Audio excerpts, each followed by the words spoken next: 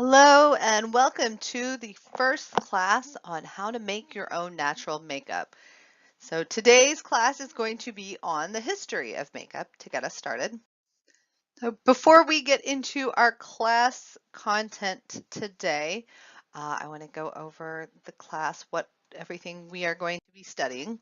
So this class is 12 lessons long. We are going to talk about the history of makeup. We are going to talk about different materials that you might want to use when you're making makeup. We're going to talk about taking care of your skin because that's where our makeup goes. And for our makeup to look its best, we have to have our skin looking its best. We're going to talk about making a face chart. We're going to talk about a little bit about color theory, face shape. We will talk a little bit about skin type and things like that. And then we will move on to foundation, concealers, primers, blushes, eyeshadow, eyeliner, lipstick, lip gloss, how to make all of these things out of natural materials. In our 11th class, we're going to talk about putting it all together.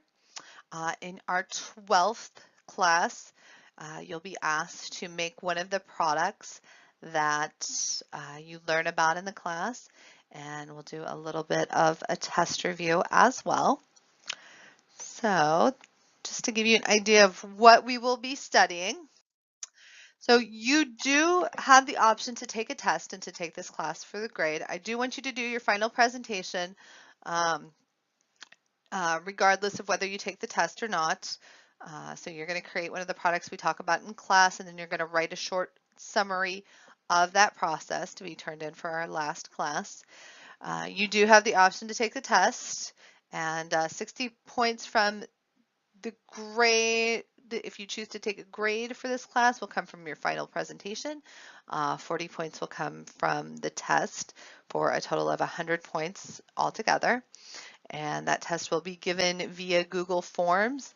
And I will post the link in our last class. However, if you decide to take that test, please let me know when you are finished taking it. It does not automatically alert me of that, so I have to go in and I have to manually do the grading and the finalization of the test. So, but the test is optional. I do want you to do your final presentation though.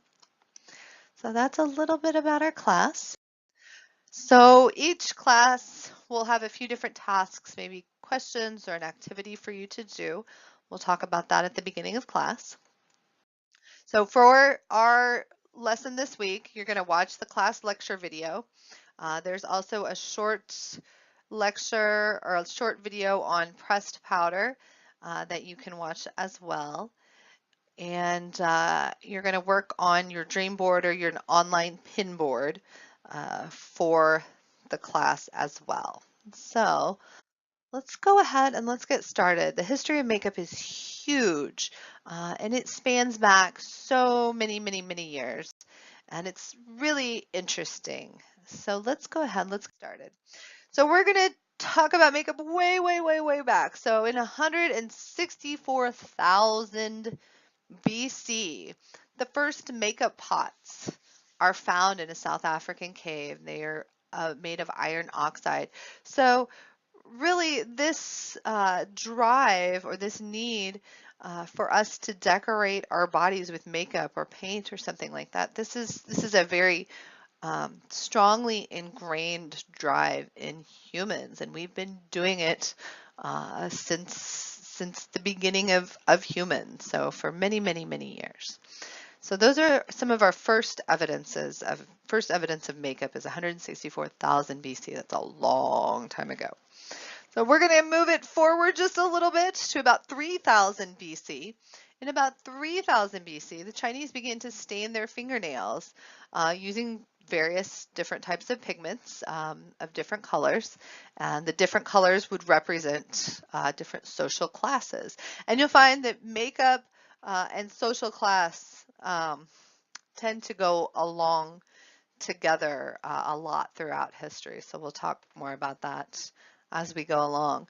But in 3000 BC, so this is at the same time in Greece, the Greeks are wearing lead or chalk to whiten their faces. And we'll hear more about lead as we go along, highly problematic, and we used it for many, many years in our makeup, but it was certainly not the best thing for us to be using. So 3000 BC in China, we're decorating our fingernails. 3000 BC in Greece, we're doing things to whiten our face. 3000 BC in Egypt, the Egyptians are using kohl or eyeliner made from burnt almonds or other things, frankincense or different things, to protect their eyes from evil and also to protect their eyes from the elements. So they served multiple purposes. Kohl served multiple purposes, eyeliner, for the Egyptians. It protected their eyes from the dry and the dust and eye infections. It protected them from evil, and of course it was decorative as well. So makeup not only serves as decoration, but in throughout history it also serves additional purposes as well. So this is a little bit of the prehistory of makeup. So let's talk about early history from about 1 AD, a little farther into the future. So in 1 AD, cases, decorative cases, began to be produced for beauty products, for lipsticks and eye makeup, things like that. And they're made from lots of beautiful materials, things like metals and mother of pearl and um, highly decorated things.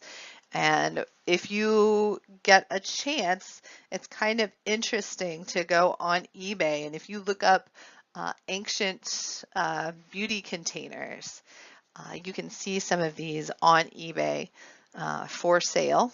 It's kind of an interesting thing to see all the different types of cases that people made for beauty products thousands of years ago.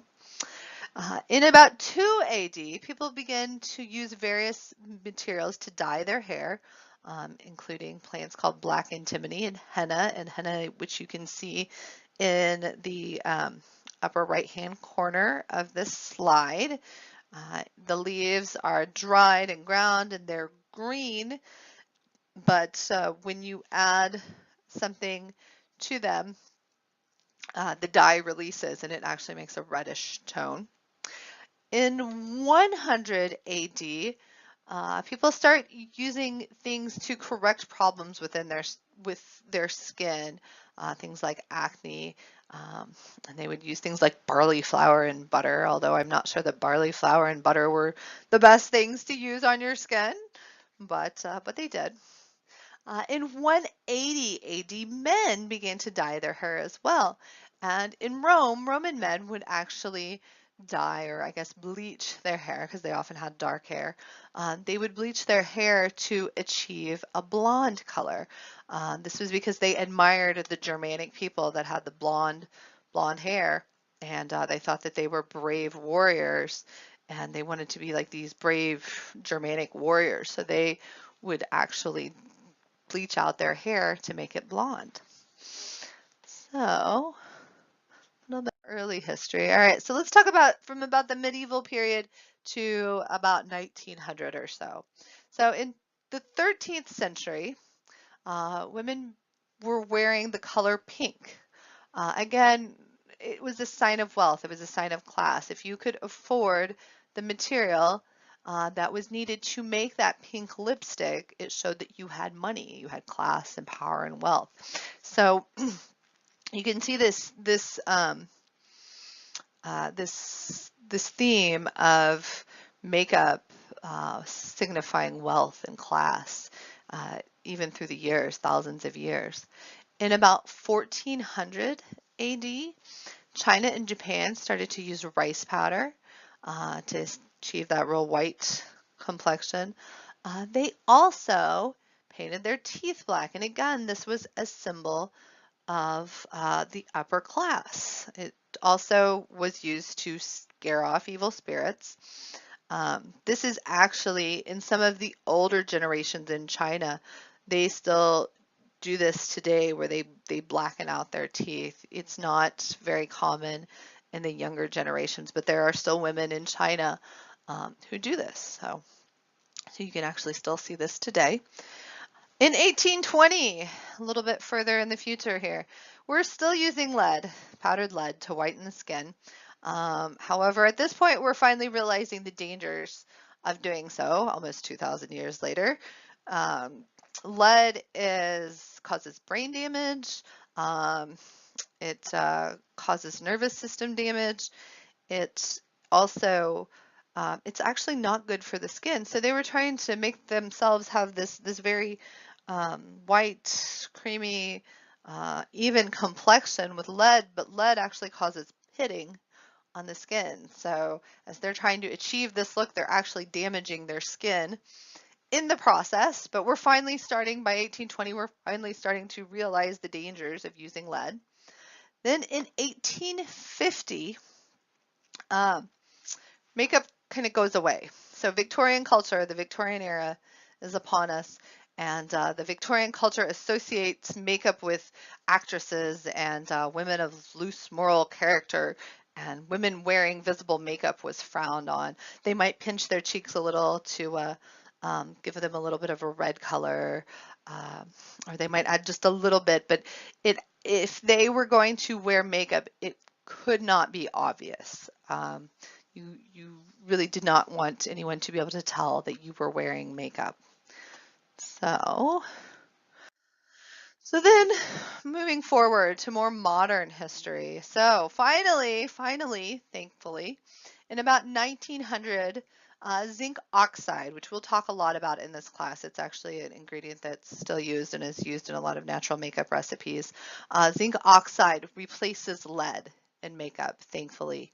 In about 1920, we start to see pressed powder. In 1928, pancake makeup was developed by Max Factor, and actually Max Factor is a really, really interesting company. Max Factor was one of the first companies to do movie makeup during the black and white era, and when we started to use Technicolor film. And the interesting thing about movie makeup in this era, so if you want lips to show up in black and white photography or in black and white movie film, you're not going to put on red lipstick or pink lipstick. It's not going to show up. Your lips aren't going to show up. So they would do things with black and white photography, like they would wear black lipstick or black makeup, different colors that would show up on screen. When Technicolor came out, there was this issue of balancing colors. So whereas on film, it might look like an actress is wearing beautiful pink or red lipstick, but the reality, when they were filming, she might have been wearing something that was yellow or maybe that was green in order to balance out the Technicolor film. So Max Factor was really the pioneer of movie makeup, and early movie makeup alone could be an entire class in and of itself. It's really fascinating, and if it's something that interests you, I encourage you to look further into that, because it really is. There's just a whole really interesting world in that alone. So. In 1932, Revlon, the Revlon company, is founded, which is still around today, by Charles and Joseph Revson and Charles Lockman, one of whom was a nail polish salesman. I think Charles and Joseph Revson were nail polish salesmen, and Charles Lockman was a nail polish distributor. And Revlon still makes a lot of nail polish today. Then in 1940, we're at war. The world is at war, and a lot of the materials that are used to make makeup go away. So nylon is being used in the war effort to make things like parachutes, so there's no nylon for stockings. So women would often take eyeliner and draw a line up the back of their legs so that it looked like a back seam stocking. The other thing during this period, we talked a little bit about makeup containers. There are not a lot of makeup containers from this period still around, because the materials, the durable materials that were used to make makeup containers up to this point those resources were directed into the war effort, and makeup containers began to be made with cardboard. Okay, so as such, there's really not a whole lot of these things around anymore. And if you can find them, they tend to be collector's items and museum pieces. So that's another thing. I think you can probably look those up on eBay as well. So it's kind of interesting if you want to look at that. All right. So now let's talk about makeup today. Wow. Even in the last 10 years, we have come so far when it comes to makeup. It's almost unbelievable. Beauty products are widely available online. You can go to Amazon, there's Sephora, and there's also a lot of smaller companies out there that you can find online as well. We have companies like MAC that have produced high quality makeup, highly pigmented makeup, and have really taken the artistry of makeup to a completely new level. Another thing that has played into this, where makeup is just this entire art form unto itself, is social media, especially things like Instagram and YouTube. We're able to share makeup styles a lot easier. And now we have a lot of people that are makeup icons. We have Jeffree Star, we have Kat Von D, of course we have James Charles, a lot of these different people who are really becoming iconic in the makeup world. So I do want you to kind of think about what makes someone a makeup icon, or what some of your favorite makeup icons are. So I do want to ask you one question. So why is makeup important? We've talked about the history of makeup, and this is something I want you to kind of think about between now and our next class. And what I will do is I will actually make a short video about why I think makeup is important. Um, but I want you to think about it beforehand. So think about that between now and our next class. I also have a little project for you. So we want to think about what inspires us. So what I want you to do, I want you to create a vision board or a dream board. Sometimes these are called different things, and in some type of inspiration board. You can do this either using an online pin board like Pinterest, and you can find things on the web and put them on your pin board, or you can create a physical vision board by taking a piece of paper, cutting makeup things that you like out, and pasting them on that piece of paper, poster board, whatever. And as you're doing that, I want you to think about these things as you're adding things to that. Who do you consider to be makeup icons? Actresses, actors, celebrities, makeup artists. We actually have a lot of makeup artist icons now. I want you to think about some of your favorite colors and textures. Do you like really bright colors? Do you like more subdued colors?